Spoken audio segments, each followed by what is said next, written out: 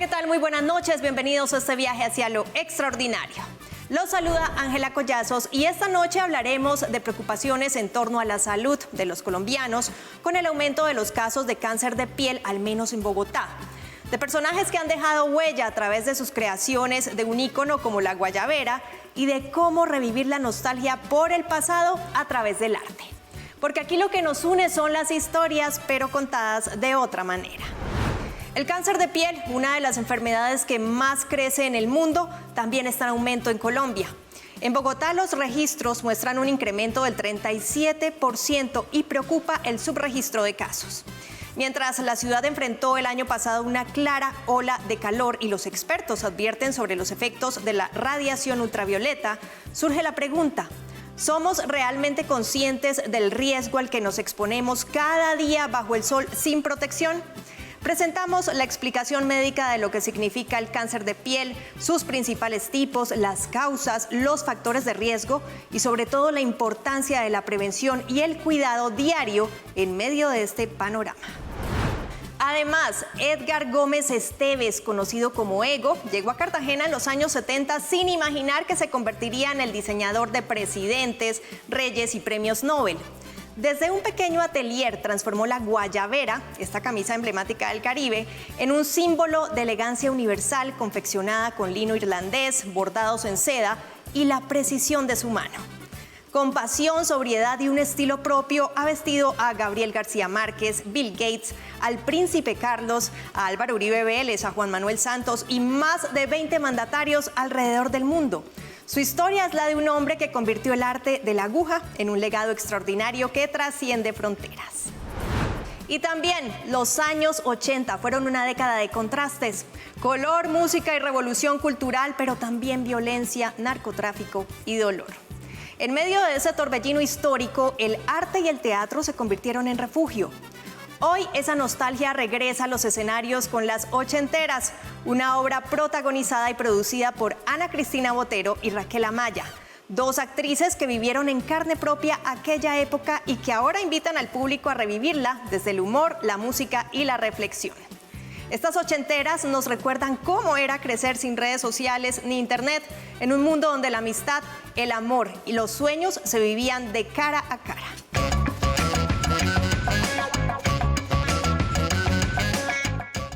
Empezamos. La piel, el escudo que nos protege del mundo exterior, hoy enfrenta una amenaza creciente. En Bogotá los casos de cáncer de piel aumentaron un 37% en los últimos años, mientras la ciudad vive temperaturas más intensas y una radiación solar que parece implacable.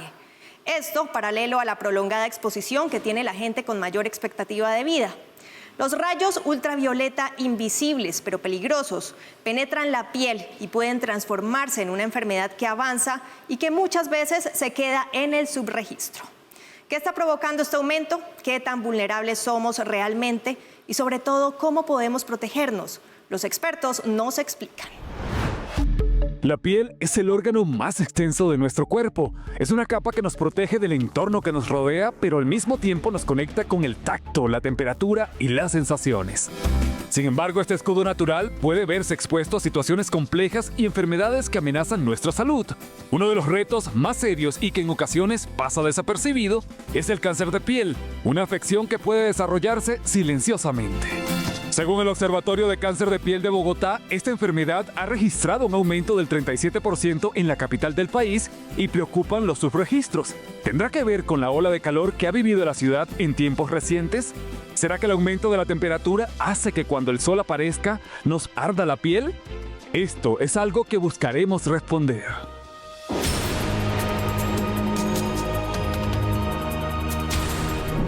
A lo largo de la vida asociamos la luz solar con momentos de alegría, tardes en el parque y vacaciones interminables. Sin embargo, pocas veces reflexionamos sobre el efecto que esa exposición cotidiana provoca principalmente en la piel, esa que se enfrenta al desafío invisible de la radiación ultravioleta, y más ahora que, según los expertos, la capa de ozono ha experimentado cambios significativos en las últimas décadas, pese al Acuerdo de Montreal que busca recuperarla. Adicionalmente, el cambio climático con las constantes olas de calor hace que las personas estén más expuestas. A mayor edad, mayor exposición, siendo las zonas más cercanas a la línea del Ecuador las más afectadas, Latinoamérica, África y el sudeste asiático, y las más golpeadas, Australia y Nueva Zelanda. De acuerdo con la Agencia Internacional para la Investigación sobre el Cáncer, la incidencia de cáncer de piel ha aumentado de manera sostenida en las últimas décadas en la mayoría de los países, y Bogotá no es la excepción. Entonces, ¿realmente somos conscientes del riesgo al que nos exponemos? ¿Por qué es tan importante cuidar nuestra piel? ¿Qué es el cáncer de piel y por qué ha venido aumentando? Para responder estas y otras interrogantes, visitamos el Instituto Nacional de Cancerología, una entidad colombiana que trabaja por el control integral del cáncer a través de la atención a ciudadanos, para sumergirnos en este tema del cual poco se habla. El cáncer de piel, como tú muy bien lo dices, es exclusivo del tegumento, es decir, de la superficie corporal que abarca todo el cuerpo, y de las uñas, tanto de manos y pies. Este cáncer de piel es, digamos en general, en estadísticas mundiales y nacionales, es el más frecuente de todos los tumores que se pueden llegar a presentar, y su factor de riesgo principal es la exposición solar crónica que se ha tenido desde la infancia hasta la adultez. Tomar el sol es algo inevitable, ya sea cuando salimos a la calle, al trabajo o al colegio. Es una fuente de energía y vida, pero también puede convertirse en un enemigo silencioso cuando la prudencia se deja de lado. Los rayos ultravioletas, invisibles a simple vista, pueden penetrar en las capas profundas de la piel y con el tiempo causar daños que van más allá de una simple quemadura. Más que todo afecta a las personas mayores de 60 años. En los últimos tiempos se ha visto un incremento en la incidencia de este tipo de cáncer en personas jóvenes. ¿Y esto por qué? Primero, porque los índices de radiación ultravioleta han venido aumentando un montón. Segundo, porque las personas se exponen más a la radiación ultravioleta, y no solo natural, sino también artificial. Hoy en día el uso de cámaras de bronceo, el uso de cámaras de radiación ultravioleta para fijar el esmalte en las mujeres, todo eso tiene un auge y ha venido en aumento su uso, y eso también hace que las personas tengan mayor predisposición a desarrollar este tipo de cáncer versus antes, que solamente era la exposición a la luz natural y no había tanta contaminación, la capa de ozono todavía nos protegía un poco más y por ende pues había más reflexión de los rayos ultravioleta. Entre los principales tipos de cáncer de piel encontramos carcinoma vasocelular, el más frecuente, crece lentamente y rara vez se disemina. Carcinoma espinocelular puede expandirse a otros órganos si no se trata, y melanoma, el más agresivo, causa la mayoría de las muertes por cáncer de piel por su capacidad de generar metástasis. Según la Organización Mundial de la Salud, cada año se diagnostican más de 1.5 millones de nuevos casos de cáncer de piel no melanoma en el mundo. Y en cuanto al melanoma, este representa unos 330.000 casos anuales con alrededor de 60.000 muertes. Cuando miramos las estadísticas mundiales, seguimos siendo el tumor número 1 diagnosticado y tratado. ¿Por qué no aparece en los medios masivamente? Porque es un cáncer que genera más secuelas locales que muerte. Afortunadamente, no todos los tumores de piel diagnosticados van a ser una sentencia de muerte, pero sí pueden dejar una morbilidad o un efecto asociado como una cicatriz o pérdida de órgano vital, como puede ser el ojo, la nariz, parte de la oreja, y este se presenta como un lunar que cambia de tamaño o una nueva pápula, nódulo que sangra, o que también hay cambios agudos en la coloración, una pápula que era muy pardo clara y se va volviendo oscura, o que sangra y que es diferente a las demás. Es importante aclarar que existe otro cáncer de piel que se llama el melanoma, y en la población colombiana sucede mucho en las palmas, plantas de los pies y en las uñas. Quienes han sufrido de cáncer de piel han vivido en carne propia todo lo que significa pasar por una situación como esta. Hoy, por ejemplo, conoceremos la historia de Rosa Elvira Rojas, quien fue diagnosticada en 2019 por una pequeña verruga en el extremo izquierdo de su mentón. Hace aproximadamente unos 6 años tenía en mi cara un lunar muy pequeño, no, pero ni siquiera lunar, era un granito pequeñito. Y en ese momento pues yo me acerco a mi médico de cabecera de medicina general y le cuento, le digo, oye Doc, mira aquí que el mío fue en el mentón, mira este granito que tengo acá, me está como creciendo, y él inmediatamente sin dudarlo me envió a la dermatóloga. Fui allí a la dermatóloga y ella me envía una biopsia. Inicialmente en el primer resultado de la biopsia sí salió algo como que sí, como que no. Y el patólogo requirió o sugirió que se complementara la biopsia. Y efectivamente, cuando sale el resultado, entonces carcinoma vasocelular. Ella nos cuenta que al principio no fue fácil, pero gracias al apoyo del instituto pudo salir adelante. Inició su tratamiento acompañada de su esposo, posteriormente vino la pandemia y lamentablemente se quedó sola. A pesar de estar atravesando por momentos difíciles, ha logrado ser una superviviente. Cuando empieza uno a investigar qué cáncer, entonces ya uno cáncer sinónimo de muerte, entonces ahí viene un poquito como el miedo. Pero ya cuando me empiezo a entrar, a investigar, también te digo que pasé por 3 instituciones diferentes y todos me decían sí, la cirugía, pero entonces me hacían la cirugía en un sitio y obviamente necesitaba el tratamiento por cirugía plástica y me mandaban a otro. Finalmente pues me tocó a través de una tutela y en ese momento yo me empecé a documentar y empecé y me di cuenta que aquí en el instituto pues son líderes en cirugía micrográfica de MOS. Entre las personas con mayor tendencia a padecer este tipo de cáncer están quienes tienen piel clara, ojos claros y cabellos rubios o pelirrojo, ya que cuentan con menor cantidad de melanina, por lo que se queman más fácilmente en comparación a las personas afrodescendientes. Las personas blancas se queman mucho más rápido. Las personas de color oscura o las personas negras casi no se queman. Se broncean muy fácilmente, pero no se queman. Las personas blancas, tú ves una persona blanca, ojiclara, pelirroja que va a la playa, se quema, pero nunca se va a broncear. Va a seguir siendo blanco toda su vida. Se va a envejecer, le van a salir pecas, la piel va a empeorar su calidad y al tener menos melanina tiene menor protección, por ende el ADN de las células de la piel está más expuesto a los cambios que se generan secundarios a la radiación ultravioleta. Esa es la razón por la cual las personas de tez blanca o más claritas tienen una mayor predisposición a desarrollar cáncer de piel versus una persona morena o de un color mucho más oscuro, porque tiene una mayor protección natural. Rosa, que durante años trabajó muy cerca de su casa en Paipa, Boyacá, y casi no se exponía al sol, no entiende cómo un pequeño lunar se transformó en motivo de inquietud y terminó cambiando su vida. A mí no me dolía nada. Yo simplemente era observarme en mi cara, mirarme al espejo y mirar que un granito ahí estaba como creciendo.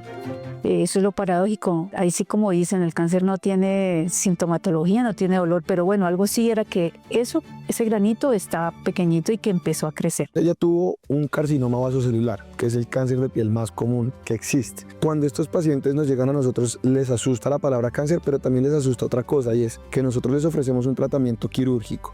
Eso significa hacer una cirugía. El cáncer de ella estaba en la cara. Es una mujer muy joven, que también les asusta el tratamiento, qué consecuencias estéticas o cosméticas pueda llevar en ella. Entonces, cuando ella nos consultó, la lesión que tenía era indicación de una cirugía especial que hacemos nosotros en cáncer de piel, que nos permite tratar de ahorrar la mayor cantidad de tejido sano para que el defecto quirúrgico no sea tan grande y también pues conservar la parte estética. Las mujeres llegamos a tener más tumores en la cara, en las piernas, porque usamos vestidos sobre todo en áreas rurales de campo, y en los brazos. Y se diferencian los hombres porque los hombres con el pelo corto no tienen el factor fotoprotector que es el pelo, entonces les produce mucho en orejas, en cuero cabelludo y en escote principalmente. Además de la exposición solar, existen otros factores cotidianos que pueden aumentar el riesgo de desarrollar cáncer de piel y muchas veces pasan desapercibidos en la rutina, como las cámaras bronceadoras o el uso frecuente de lámparas de luz ultravioleta en salones de belleza para la aplicación de esmaltes o uñas permanentes. Siempre le decimos a los pacientes que existe el ABCDE del melanoma, que es el cáncer de piel que se asocia con lesiones pigmentadas. Entonces, el A significa asimetría. Si tú tienes una lesión pigmentada, la divides en 2 o en 4 cuadrantes. Todos los cuadrantes tienen que ser similares entre ellos. Si tú ves que están completamente diferentes, que no hay simetría, que el de acá mide medio centímetro, el de acá 4 centímetros, que es una cosa bárbara, que aquí tiene 10 colores diferentes, aquí un solo color, que es completamente asimétrica, eso es algo que tiene que llamarte la atención. Segundo es la B, los bordes, que la lesión esté completamente bien definida, no que de pronto tú digas, tengo la lesión acá, pero en esta zona no sé dónde termina, no sé dónde empieza, que los bordes no sean claros, eso es otra cosa. El C es el color, que tenga más de 2 tonos de coloración dentro de la misma lesión y uno de ellos sea completamente negro, oscuro. Eso también nos tiene que llamar la atención, o que sea una lesión que esté cambiando de color, que se esté oscureciendo o también que esté presentando una coloración más blanquecina. La D es el diámetro, que mida más de 5 milímetros a 10 milímetros la lesión y que empiece a crecer muy rápidamente. Y la E es el tiempo de evolución. Una lesión que te aparezca a ti y que crezca en 2 meses 1 centímetro, no es normal. O a diferencia de, no, es que tengo esta lesión hace 8 años y me ha crecido medio milímetro en 8 años, es la diferencia. Y últimamente se ha hablado mucho en los congresos de una nueva letra que es la F, y es el feeling. Es esa sensación que le da al paciente, como, esto a mí no me gusta, yo la veo rara, la veo diferente. El cuidado de la piel se vuelve fundamental para prevenir esta enfermedad. Adoptar medidas de protección tanto físicas como químicas son acciones que pueden reducir los riesgos de manera significativa. Los expertos recomiendan utilizar bloqueador solar antes de salir a la calle, y es que no importa si el día esté soleado o nublado, lo importante es utilizarlo para protegernos de los rayos ultravioleta. Respecto al protector solar, lo que dicen las guías internacionales es que debe tener un factor de protector solar superior a 30, sin embargo nosotros le recomendamos superior a 50 y que debe tener un amplio espectro. Sin embargo, si el paciente no tiene los recursos económicos para un protector solar, puede usar las medidas de protección físicas y con eso puede ser suficiente para protegerse. Lo mismo, hay que evitar las quemaduras solares. El bronceado no se considera saludable y la gente continúa haciendo esas prácticas, sobre todo en la juventud, y en la juventud no se ven los daños que se van a causar 30, 40 años más adelante, que es el cáncer de piel. También es importante utilizar herramientas como estas que no solo nos protegen de la lluvia, sino también en el día contra los rayos UV. La conciencia sobre el cuidado de la piel no debería limitarse únicamente a los días de playa o de sol, sino convertirse en un hábito diario tan esencial como alimentarse o dormir. Reconocer los riesgos y adoptar medidas de protección pueden marcar la diferencia. Invitación para la población colombiana, que es muy diversa. Tenemos muchos pacientes en área rural, es que sean conscientes que la exposición solar puede generar daños a futuro, entonces me gustaría principalmente que cuiden a los pequeños de la familia, a los adolescentes, que les enseñen las buenas prácticas de protección solar, que no se quemen, que hablen sobre la importancia de no broncearse. Historias como la de Rosa nos recuerdan que detrás de cada caso hay una persona, una familia, una lección de fragilidad y fortaleza humana. El cáncer de piel no discrimina y puede afectar a cualquier persona independientemente de su edad, género, raza o estilo de vida.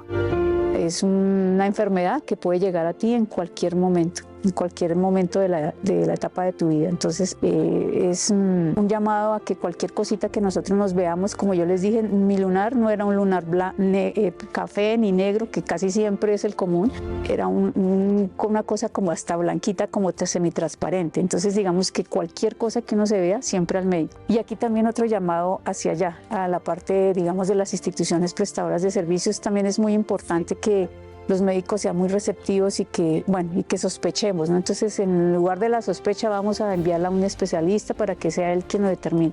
Eso también me parece importante. Y también, finalmente, importantísimo ya cuando estamos aquí con los galenos, con los especialistas, la parte humana, la parte del trato es demasiadamente importante.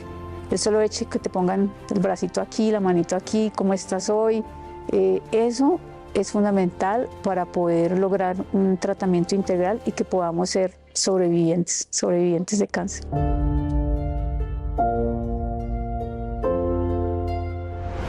Gracias por continuar en este viaje hacia lo extraordinario. Nos vamos para la bellísima y mágica Cartagena. Allá encontramos a un hombre que convirtió una prenda tradicional en un ícono de elegancia universal. Se trata de Edgar Gómez Esteves, conocido como Ego, quien llegó a la heroica en los años 70 y desde un discreto atelier transformó la guayabera en obra de arte. Lino irlandés, bordados finos y un sello de sobriedad que conquistó a grandes personalidades. Su historia es solo la de un visionario que bordó un legado que trasciende fronteras y convirtió a la guayabera en símbolo de identidad y sofisticación. Contada por nuestro periodista Rodrigo Rodríguez. En Cartagena, una ciudad donde la historia colonial se mezcla con la brisa del mar, existe un taller discreto que ha sido testigo de encuentros memorables. Allí trabaja Edgar Gómez Esteves, conocido como Ego, un diseñador que convirtió la guayabera en una prenda universal, uniendo tradición y modernidad. La guayabera, camisa ligera y fresca, nació como prenda de campesinos y se convirtió en un emblema del Caribe y de América Latina. Edgar la transformó. Lino irlandés, bordado en seda, cortes sobrios, una prenda que pasó de las calles cálidas de la región a las cumbres presidenciales.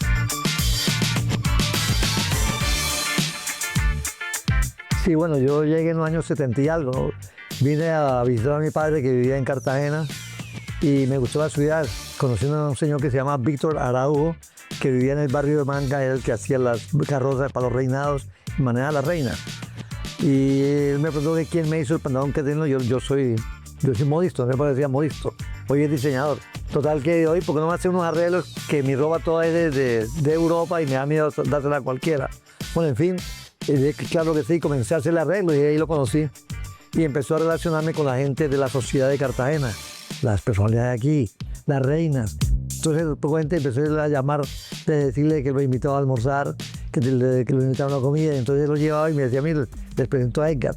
Y empezó a relacionarme. O sea, entré por la puerta grande, es una lotería para mí, realmente, ese contacto. Cartagena en los 70 era una ciudad de contrastes, aún pequeña pero vibrante en sus fiestas, en sus casetas y en su vida social. Un escenario donde la moda no era industria, sino un lujo reservado a pocos. Allí, un joven modisto comenzó a abrirse paso con aguja e hilo.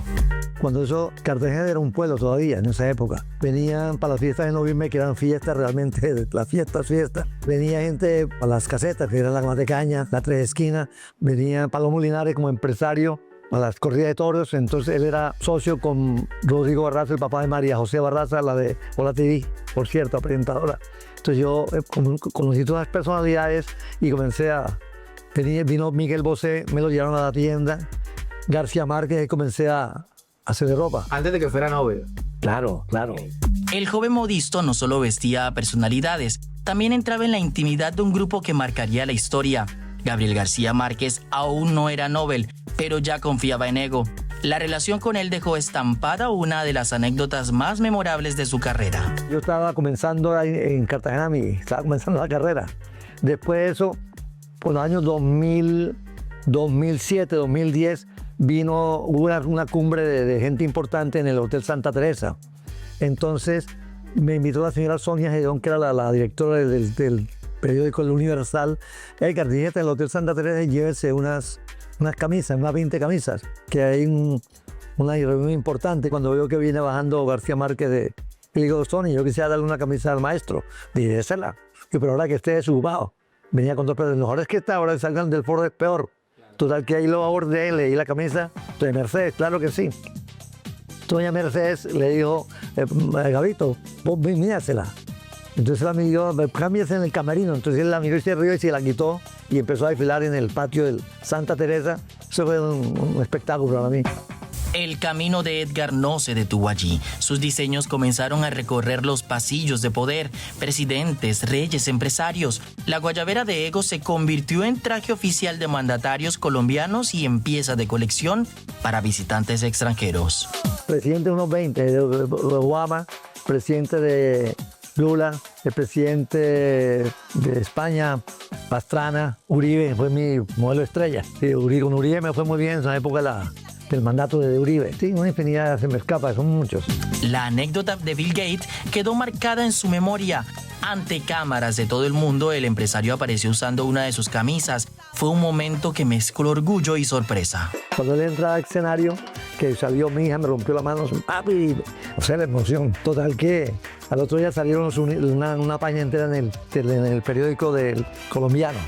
Porque él cuando pasó todo, él escuchó la emoción, la cuestión, y nos preguntó si yo la hice, él vio todo. Entonces después de eso nos llaman, nos llegamos a la casa, nos llaman que si podíamos dirigirnos al Hotel Santa Clara. Cuando llegamos era que él nos mandó a llamar para que quería más ropa.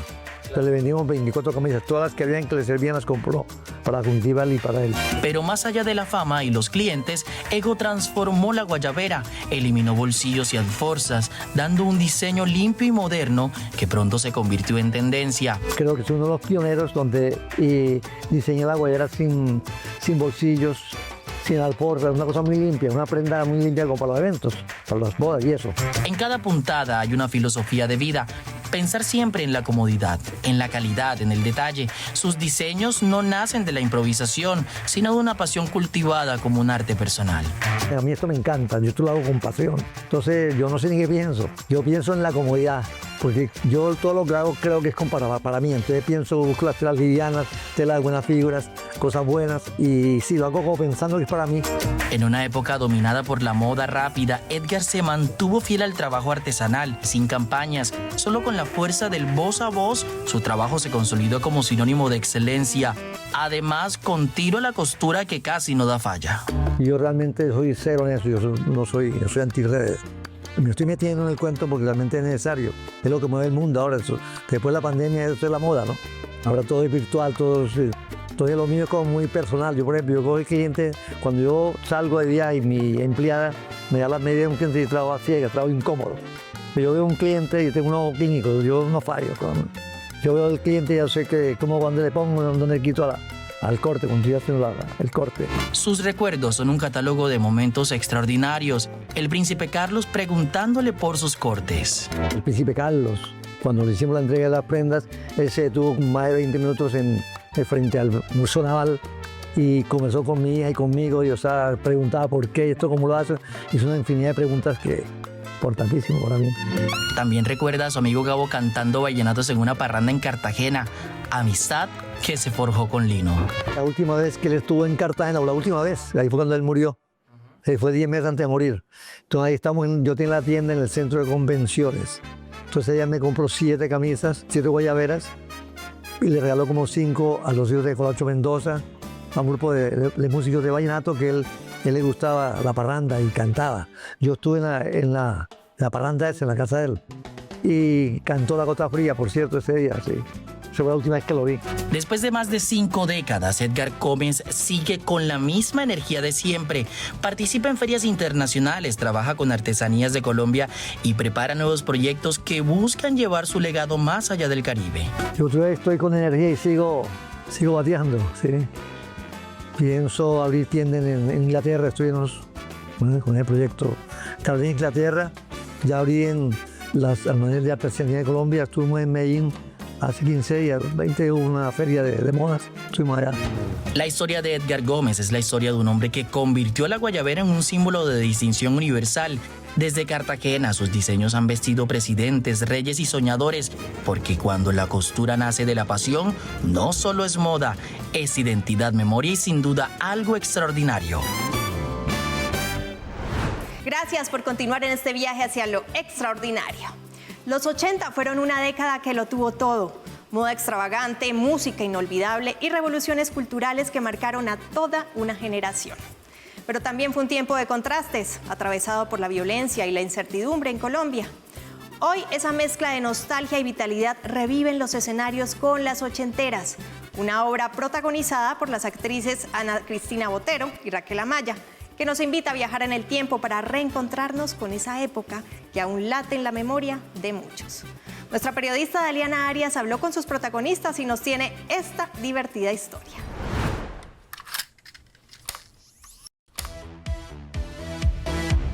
Los años 80 fueron una década que lo tuvo todo: color, música, moda, pero también una época marcada por la violencia generalizada. En Colombia se vivieron los estragos del narcotráfico, el escalamiento del conflicto armado, el auge de los grupos paramilitares y atentados como la toma del Palacio de Justicia.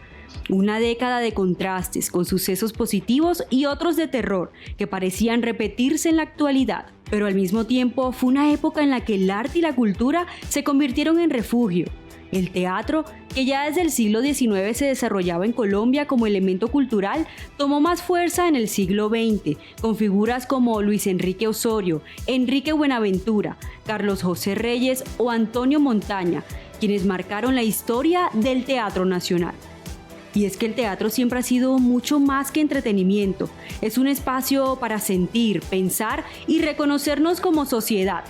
Una tradición cultural que sigue viva y que hoy nos invita a una experiencia única en el escenario: Las Ochenteras.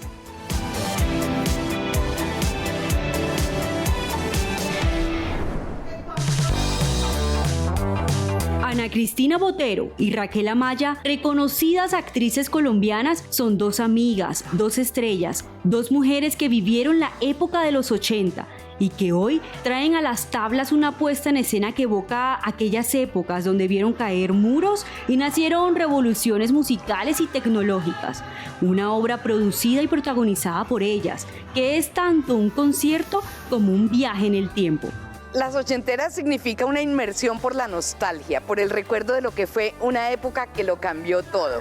Porque nosotras tuvimos la oportunidad de pasar de la máquina de escribir al computador. Tuvimos la última máquina de escribir, pero el primer computador. Vivimos 2 siglos, pero también vivimos 2 milenios. Vimos caer el muro de Berlín, pero también las Torres Gemelas. Nacimos analógicas, pero vamos a morir digitales.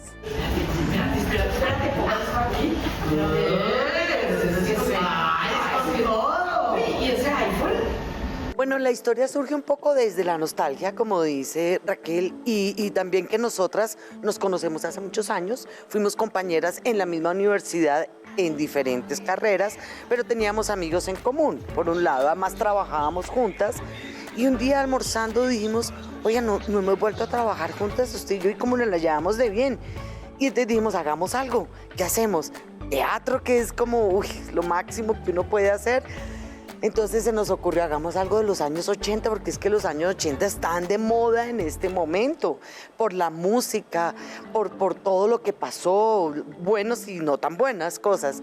Entonces dijimos, no, hagamos algo, y empezamos a trabajarle y ya. Aunque pareciera que esta obra llevará años de preparación, Las Ochenteras nació apenas hace 4 meses. En tiempo récord, Ana Cristina y Raquel hicieron realidad un proyecto que normalmente tardaría más de un año en concretar, porque la única que no se improvisa es la experiencia.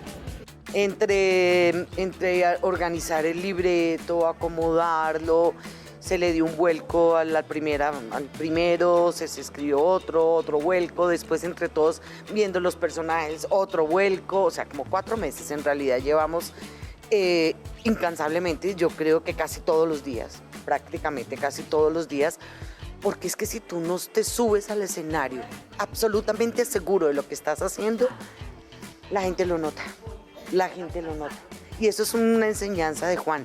Tú tienes que saber por qué te paras ahí y por qué dices eso y por qué sales, por qué entras y por qué te sientas. Para que los movimientos se vean naturales, para que todo se vea como orgánico. Y eso sí requiere mucho ensayo. Con mucha disciplina, complicidad y un poco de locura, lograron montar esta obra que hoy es una realidad. Una idea que comenzó como una conversación entre 2 amigas y que hoy se transforma en una experiencia inmersiva para todo el público. Lo más bonito de esta obra, además de todo lo que significa esa nostalgia de los 80, es que también la juventud se pueda dar cuenta de un poco lo que vivió esa generación, porque a veces los jóvenes piensan que ellos están cambiando el mundo, que son los que hicieron la revolución, que son los que llevan la última palabra, y resulta que eso mismo pensamos nosotros a los 80. También pensamos que estábamos cambiando el mundo, que éramos lo máximo, que teníamos el poder y la palabra, y realmente es como que se vuelve a repetir la historia, infortunadamente, y es bonito ver también que tanto padres como hijos se van a dar cuenta que están viviendo algo muy parecido en décadas muy diferentes. Soy inteligente, así lo dudes. ¡No, inteligentísima! Marx, Engels. ¿Quién? Marta. Y decides llamarlo. Bueno, pues básicamente Juan Ricardo es una persona que tiene un altísimo reconocimiento en la escena nacional y nosotros agradecemos el que se haya vinculado a este proyecto y porque a él le pareció que la historia realmente era buena. Nosotros realmente inicialmente teníamos como cierto temor. El montaje inicial lo realizó otro gran director que es Santiago Vargas y se unió a nosotros Juan Ricardo, que dio el sello y estamos pues muy complacidas de que él se haya vinculado a nuestra idea de las ochenteras. Además que nos abrió las puertas del teatro. Del Teatro Belarte. Nos abrió las puertas del Teatro Belarte porque tú sabes que todos los teatros hacen la programación como desde el año anterior y nosotros estábamos así como, ¿qué hacemos? Hasta que yo le dije, mira, Raquel, los tiempos de Dios son perfectos, qué carajo. Esperemos a ver. Y Juan nos dice, oiga, chicas, tengo el velarte. Y nosotros, hágale. O sea, todo se fue dando, se fue dando. Juan terminó sus N.000 montajes, porque él hace como 3 o 4 montajes a la vez. Cuando ya los terminó, dijo, bueno, ahora sí me uno a ustedes. Y empezamos a trabajarle duro y, como dice Juan, a apretar Y le tuercas. gustó la historia, que eso es importante. Es que yo pienso que lo más importante del trabajo en equipo es que finalmente tú estés en algo en donde realmente te sientas cómodo. Yo vi un ensayo y yo dije, wow, esta historia está muy buena, por lo mismo que te digo. Es decir, tanto que ayer le puse un eslogan, además del que ya tiene, que las ochenteras estamos de moda, y es que es una comedia políticamente y puntos suspensivos correcta. Y para este momento yo dije, wow, esto está buenísimo porque habla más bien de unión, de que aunque seamos diferentes, podemos ser amigos, podemos avanzar, podemos hacer otro tipo como de diálogo. Y yo dije, ok, me meto con ustedes de cabeza y ha sido un trabajo maravilloso porque además estas mujeres tienen una conciencia de, ok, ¿y esto qué es? Bueno, esto es por esto y esto y esto, perfecto, vámonos por ese camino. Ana y Raquel en el escenario se convierten en Sara y Elena, dos mujeres que viajan en el tiempo para contarnos lo que significó crecer en una década de transformaciones y cómo se enfrentan hoy a un mundo digital que no perdona. Pero también hay una cosa muy bonita y es que definitivamente ellas dos son amigas de toda la vida en la historia. Y también ese encuentro y esa lealtad real, esa sororidad, como dices tú, eso la tienen esa generación, en donde nosotros, para las que sea, decíamos nosotros, y nos íbamos como fuera. Por ejemplo, en la historia, ella hace que ella pase en la universidad, y era muy, muy usual. Ahora, como todo es tan digital, hasta eso es más difícil, porque tú tienes que llenar tu formato tú solita y hacerlo tú solita, y están vigilándote. O sea, antes había un poco más de amistad y de verdad cariño entre la... Y es que los tiempos de antes eran muy distintos. No existían las redes sociales, ni el internet, ni los likes. Las amistades, acercamientos y amoríos se daban en vivo y en directo, cara a cara, en una pista de baile, en una llamada por teléfono fijo o en cartas que se esperaban con paciencia durante varias semanas. Uy, muchas cosas, pero lo más bonito que tiene la obra, yo creo que es el amor entre las personas y esa empatía que nosotros teníamos en ese momento, que aunque las noticias nos las dieran tarde en la noche, nosotros todo el día estábamos pendientes de las personas y si escuchábamos algo, así fue, ahora es el WhatsApp, pero antes llamábamos, oye, ¿me estás bien? Era como una cosa más. No estoy diciendo que la generación de ahora no sea real, pero la de nosotros era más presente. Eso es lo que van a encontrar. Y por eso estas dos amigas que tienen una historia tan larga, porque ya llevan, no sé, imagínate, 80, 90, 2000, 2010, sí. O sea, es mucha historia, pero hay una cantidad de personas así. Y qué bonito, porque lo que hay que decir es que se paran en el escenario con todo el respeto a esa generación y defendiendo lo que significaba ser de los 80s con todo lo bueno y lo malo. Así que eso van a encontrar una gente realmente humana en el escenario.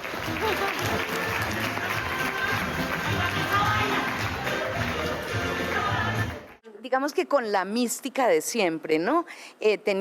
Dando la dignidad que debe asistirle al hecho de ser actrices. Nosotras somos actrices, no emprendedoras de la web. Me encanta eso. ¿Y cómo es una emprendedora de la web? Pues métanse a redes sociales y ahí podrán ver. Hay varias, sí, hay muchas. Ahora yo podría hacer OnlyFans. Sí. ¿Cómo así OnlyFans? Porque yo voy a montar un club de fans del almacén Only que se acabó.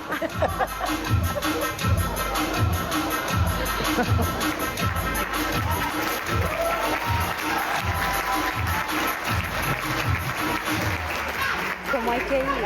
¿Cómo hay que ir? Yo quiero saber eso. El dress code. ¿Cómo es? Ochentero, o sea, ideal que la gente vaya con la pinta ochentera. Genial, y si pueden ir con el copete Alf, perfecto. ¿Cómo se hace eso ahora? Copete Alf es si tú coges el pelo, lo subes, le echas mucha laca, lo enredas y queda así. Bueno, tú que ibas a saber quién es Alf. Métanse a internet y miren Alf, que esa vaina duró como 20 años, ese programa. Hombreras. Funciona. Y, Ya sé qué me voy a poner. y los Ya sé qué me voy a tenis, poner. por lo general eran blancos y uno se sacaba las medias por fuera. ¡Ay, sí! Se sacaba, y uno echaba Griffin y se ponía chaquetas de jean, pantalón de jean, una camisa de cuadros y debajo una camisilla. Uno se ponía una cantidad de ropa. Mucha ropa. Las ochenteras no son pasado, son presente, porque es una época inolvidable. Ana Cristina y Raquel nos demuestran que lo mejor siempre está por comenzar, que aprender lo nuevo nunca es tarde y que los 80 en el fondo siguen vivos en todos nosotros, incluso en las generaciones de ahora. Por eso invitan a todos a que las acompañen a esta obra que han preparado con amor y sentimiento, pero sobre todo con mucho profesionalismo. Bueno, Teatro Belarte, el teatro más lindo del norte de Bogotá, tengo que decirlo. Carrera séptima 152-54, las boletas en Atrápalo o en las taquillas del teatro, porque a los ochenteros nos cuesta todavía comprar digitalmente y nos gusta el cuento de llegar a hacer la cola y comprarla en la taquilla. A mí me parece eso válido, divino, hermosísimo, y allá está todo súper decorado, ya está todo, mejor dicho, se van a encontrar con una cantidad de cosas divinas, pero no se los vamos a decir porque eso.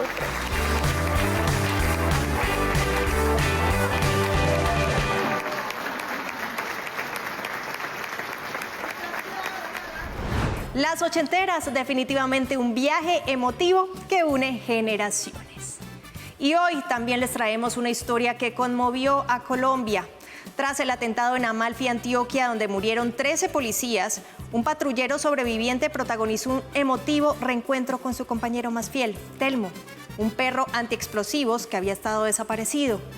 En la pista del Comando Aéreo de Transporte Militar, las lágrimas, los abrazos y los aplausos acompañaron este momento que recuerda la valentía de los binomios caninos y el lazo que une a los uniformados con sus animales. Porque para expresarse el cariño entre humanos y animales no es necesario un lenguaje hablado. Un relato de nuestra compañera Paula Granados.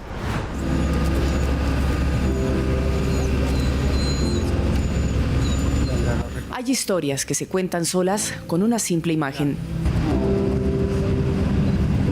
Sin embargo, esta tiene mucho por contar para llegar a este momento de regocijo.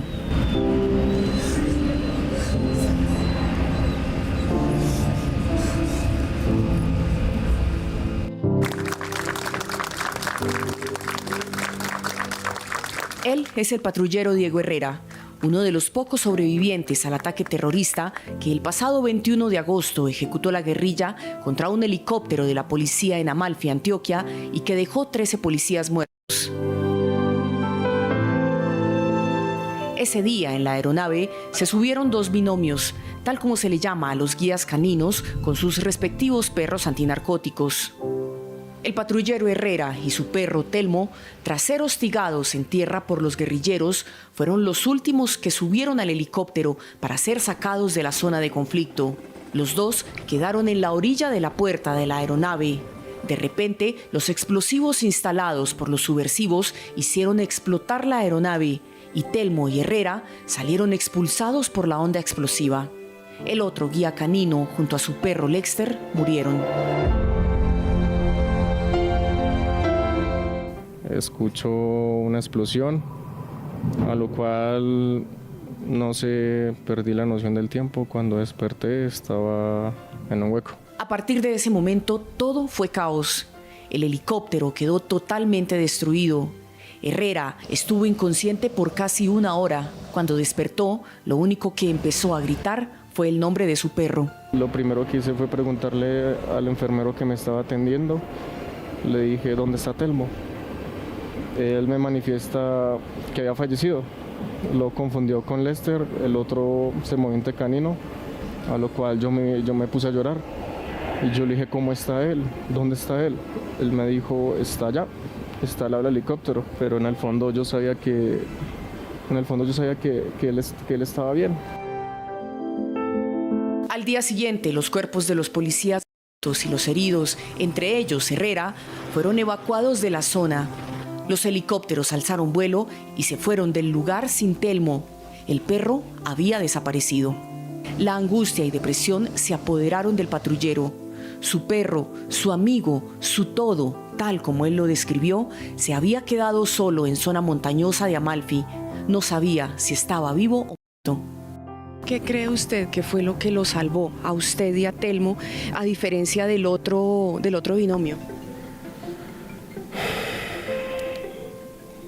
Yo considero que la fe. Antes de subirme a la aeronave, es mi costumbre de hablarle a Telmo, de decirle: hoy vamos a trabajar, pórtese bien, cuídeme las piernas, cuide la pierna de mis compañeros.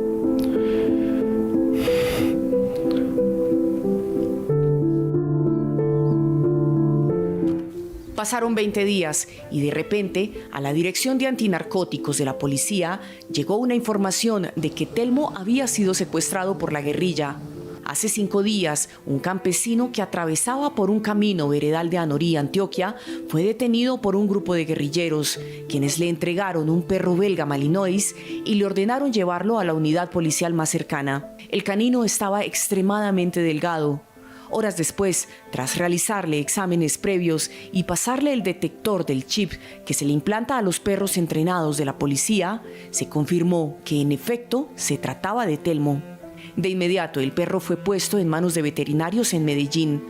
Mientras tanto, el patrullero Herrera, en sus momentos de silencio en el hospital de la policía, no dejaba de pensar en Telmo. Esa conexión que tuvieron como binomio durante años le decía que su peludo estaba vivo. Siempre ha estado en mi recuerdo, siempre lo he recordado, los momentos que hemos vivido. Ha sido mi compañero, ha sido mi segundo hermano, ya que he compartido muchos días, noches, lluvias, sol con él. Hoy, 30 días después, el reencuentro de 2 héroes llegó.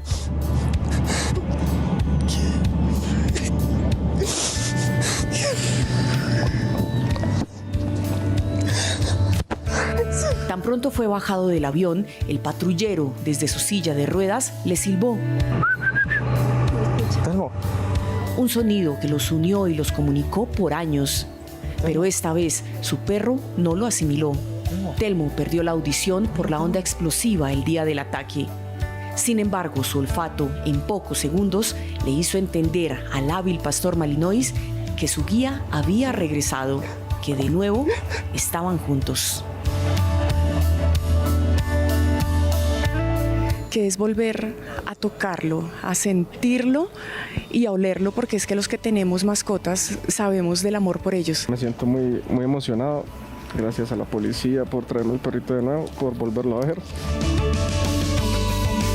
El patrullero Herrera seguirá en la institución, Telmo seguramente no. Llegó la hora de su jubilación. Sin embargo, el entrañable lazo entre estos 2 héroes es tan fuerte que difícilmente se podrá romper. Si me lo regalan, yo me lo llevo. Ahora está en manos de la policía decidir si el patrullero Herrera queda con la adopción de Telmo.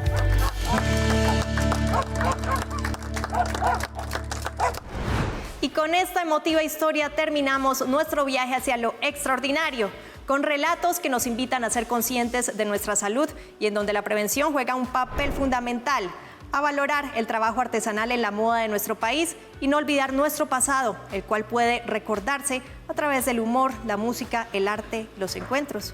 Porque aquí lo que nos une son las historias, pero contadas de otra manera. Hasta pronto.